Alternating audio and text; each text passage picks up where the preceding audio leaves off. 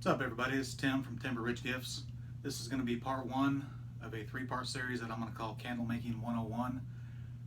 In this episode, we're going to cover the basic equipment that you're going to need. Now, in some of the later episodes, you're going to see more equipment-related items, but episode one is going to be basically just your basic equipment.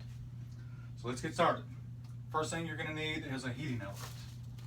You can use your stovetop, but if you're going to do a bigger project, you really need a dedicated workspace. There are a couple different options you can use. First one we have here is going to be a hot plate or a double burner.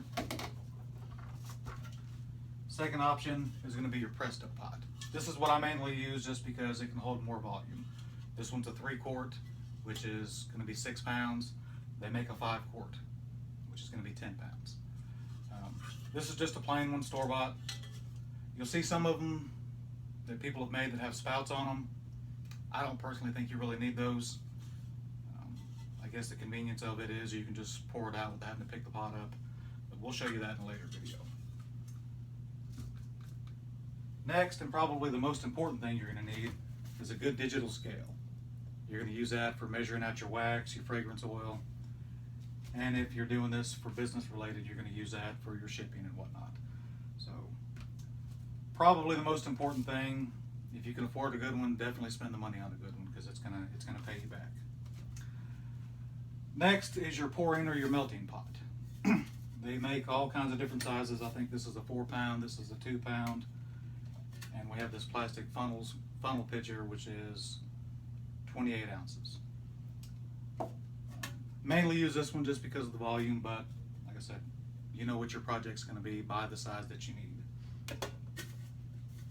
You can use these to mix your dye and your fragrance oil and to melt your wax. And if you're using a double boiler or the stove or a double burner in your stove, you're basically just going to put that there and melt your wax. We'll show you that in the how-to video. These are great for smaller projects like embeds or tarts or wax melts, just because you can really get in there with the funnel pitcher, but the problem is they don't make really big ones, so you can't really use this for big candle projects. Next up, and also very important, is going to be the thermometer that you use. Pretty much any type of kitchen thermometer you can find is going to work. It's a candy thermometer that I started out with. I moved up to the digital thermometers just because they're easy, I think more accurate, they're just easier to use for me. Got 2 of them mounted here. Next up, you're going to need some type of a container for measuring out your fragrance oil.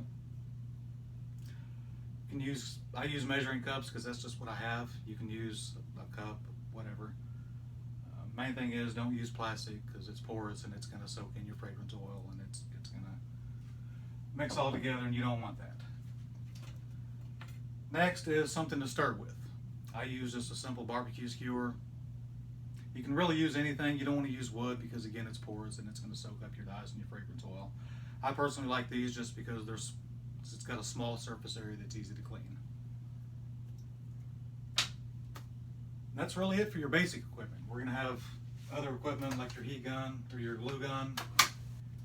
And your heat gun, you'll see those in the how-to and the tips and tricks video that I do. But for now, that's really all you need to get started. If you thought this was helpful, make sure you check out the next one. We're going to cover supplies. And as always, check out Timber Ridge Gifts, see what we have to offer. Thanks.